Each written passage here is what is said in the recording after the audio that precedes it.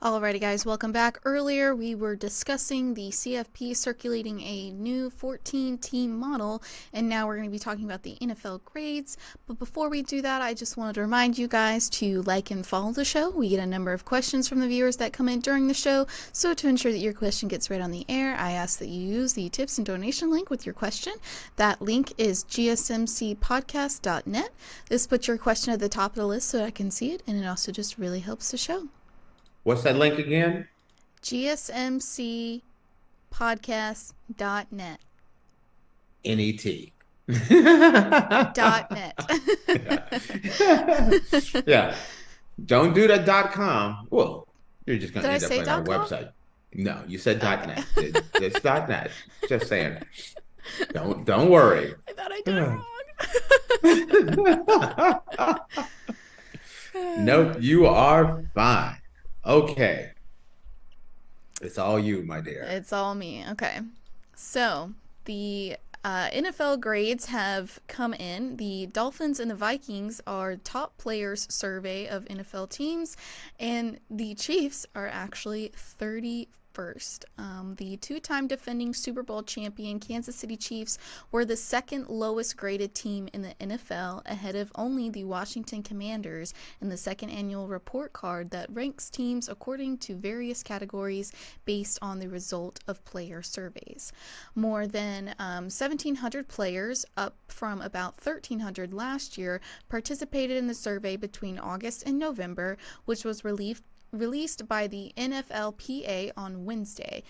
Players were asked to grade their teams on a wide variety of subjects, ranging from team facilities to coaching staffs to owners.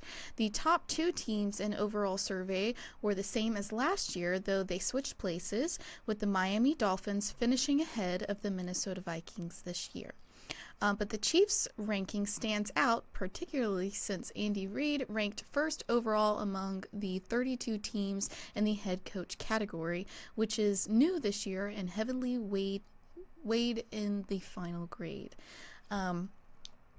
They're saying that because they're saying the Chiefs got second to last, basically because they've been doing back-to-back Super Bowls, and so they haven't been able to improve on the things that they graded for last year, is their argument with that. Everybody has the same off season. That's like saying, it doesn't, like, you can look at it and be like, hey, the food sucks here. We need to bring in another chef. Oh, we won the Super Bowl, so we can't do that this year. You can bring in another chef. I didn't know that this was a thing until you sent it to me yesterday. I didn't know that report cards came out for NFL teams based upon, like, whether they get a free meal and, like, their locker room facilities and everything, like chairs. Okay. Chairs. No, this stuff matters. I have talked so much crap about the Raiders over the years, and let me tell you why. I used to represent the Raiders there was a company I worked with, a broadcast company, and we had the media rights for the local broadcast for the Raiders. And so we got to go to their facilities, training camps, and things of that nature.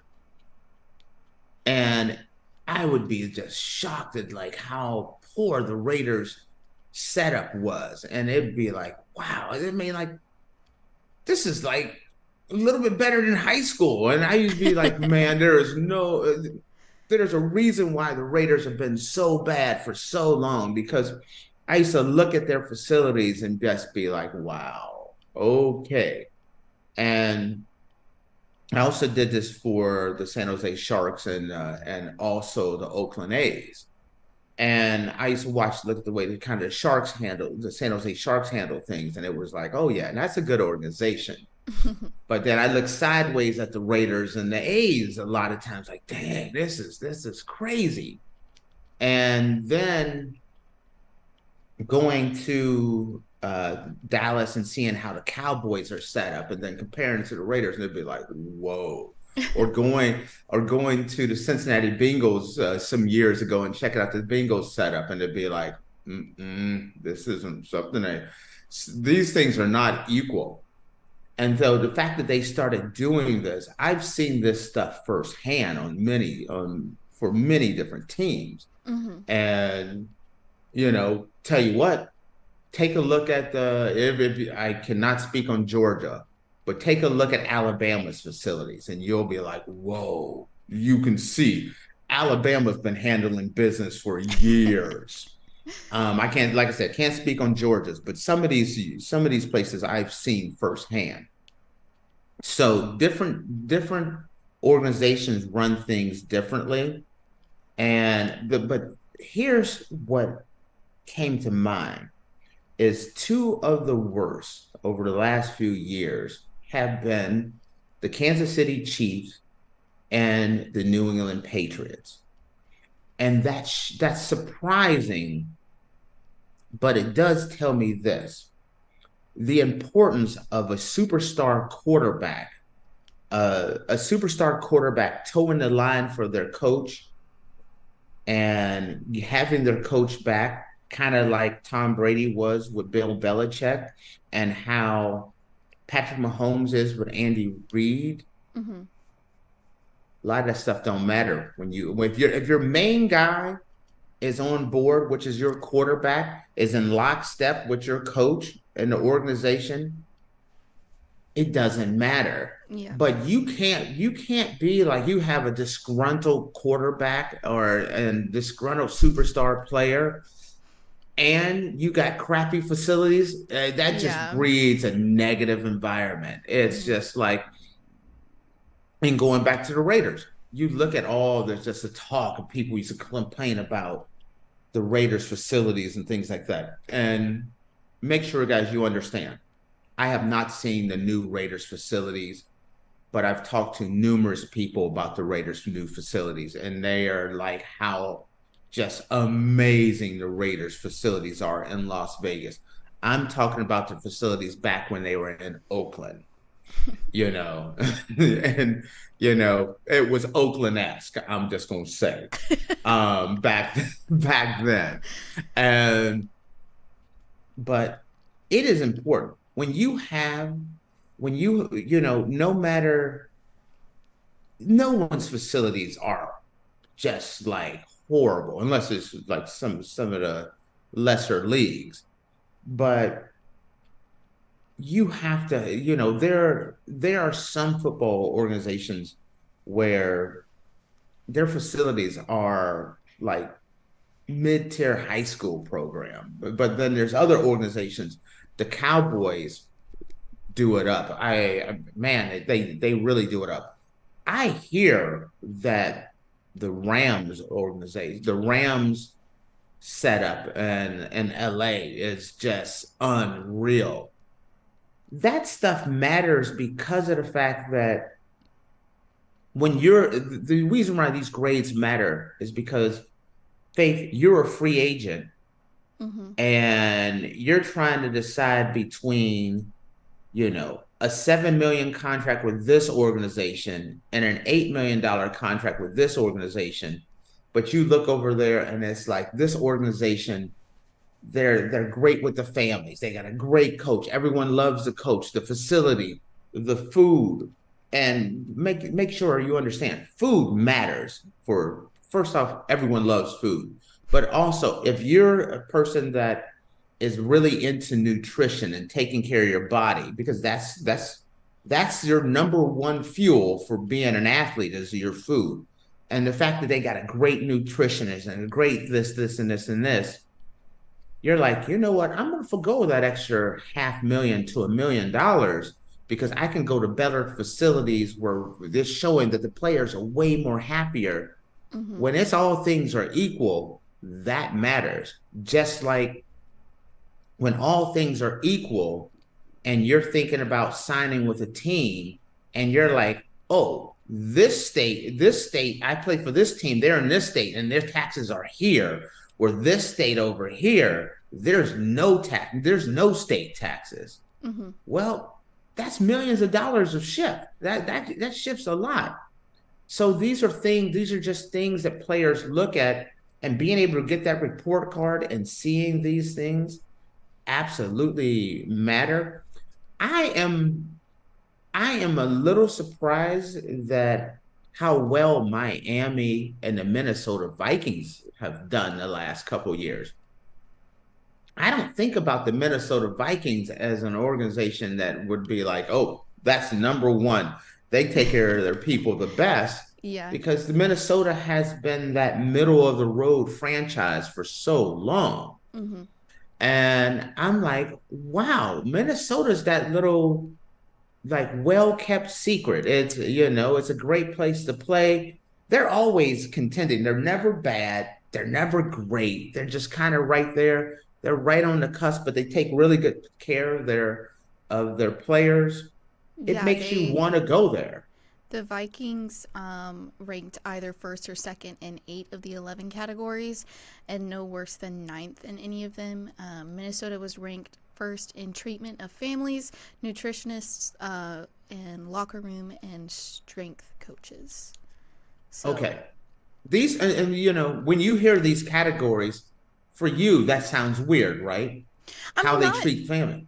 not necessarily. I mean, because it's a profession, that's their job, and obviously it's a little bit different than like what my profession is, but like treatment of families, the families want to go and watch the games and everything like that, and you want to make sure that they're being treated well because that's your employer, and you want to make sure that your employer is treating your family well, because based on how your employer treats your family is how they feel about you. Yes, it's So work, it's the work life balance. mhm. Also, guys get there early in the morning. They have film, treatment, training, nutrition, everything. They're there all day, Mhm. sometimes, long days. The craziest thing I ever heard was Chad Johnson or Ocho Cinco, and he talked about his first few years in the NFL. He didn't even have a house. He stayed at the facility. He just slept. He slept on the couch in the players' room. He just spent all his time at the facility. That's because if some of these guys, they dedicate a lot of time to being there, and you're dating an athlete and they're spending all their time at the facility making sure that the family feels welcome, that they can kind of come in when it's time for family to be there, that the family's well taken care of, just makes life a little bit easier. I like this. Mhm. I love that they added coaching and ownership in there. It is quite interesting though, on again Kansas City and New England. um, Andy Reid was rated the best, was Mhm. the highest rated coach in the NFL. The players loved him, Mhm. not so much the owner. the owner, the owner, they did not like his butt at all. He got a very low rating. I was also surprised that Bill Belichick got a B, I think a B plus. Robert Kraft got a little bit lower, and that was surprising. Jerry Jones, he got a B plus, so the Dallas Cowboys organization was in that B plus range category. Dallas, I can tell you, definitely takes care of their team. They try to make sure they have really great facilities. So, Dallas what were you? actually dropped from 5th to 12th this year. They got a That's a small. D. You can they get a D where? They got a D plus grade that players gave the Cowboys training staff, which ranked 30th overall. They felt the players felt the team didn't have enough trainers, so that dropped them Interesting. down. Hmm. Interesting. That's kind of surprising.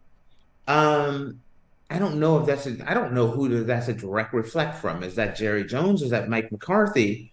Because Dallas has always been known for making sure that, I mean, they have all the facilities and everything, and I know for a fact they have everything there. Hmm. But not having enough trainers, I think that's a direct reflection of more Mike McCarthy than since he's taken over. You should never be short trainers. Trainers are the guys that wrap up. You wrap your ankles, get you your equipment and all of that. That's an easy fix. That should never be an issue. Well, I get probably fix it next year. Maybe if y'all had had 3 more trainers, y'all might would have made it to the next round. Get her brother a couple of trainers.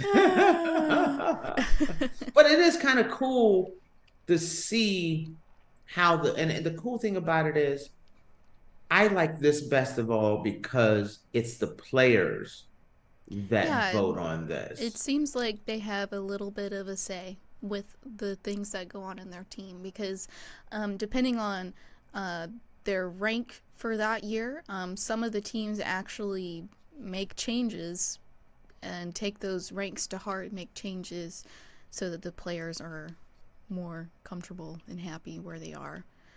Yeah, you know what? I would love to see like something like this where the Big Ten and the SEC and some of the Power Fives, all the schools just go through and kind of do something like this. I don't know how well it would go over. I don't know. So that's all. I just want, I think it would be an interesting thing, but when you start talking about students, that's a whole different, that's a unique situation there. Well, because, tuition pays for that, not necessarily tuition and donors. We're talking, you forget that television contract pays for that. I mean, that too, but like... Okay. You're talking $100 and something million for school. Yeah, 80, 90. Yeah, but tuition does play a part in it. So depending on like grades for college football, I don't know if they could make as much changes as the NFL could, because there'd be a lot of unhappy people raising up that tuition for the facilities for the athletes. You'd be surprised. That's a conversation. We will have this conversation at some point. This will be that after hours conversation one of these days. I love that we always say that after hours conversations. That kind of sounds kind of bad. You know what? I'm gonna clean that up.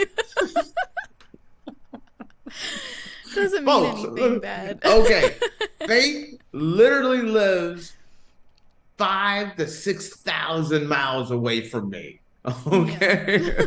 There is no after hours meeting ever. It's all. No, we just chat a little bit after the show's over. That's really all it is. Oh gosh. So, all right. I'm very curious about this next one. We have to get into why I don't the inner workings of Faith and her hatred for. I hate it. You can hate a lot of things, but leap year. Leap year, it's like it don't bother nobody. Bothers me. All right, guys. Well, with that, we're going to take a quick break, and when we come back, we're going to be discussing leap year.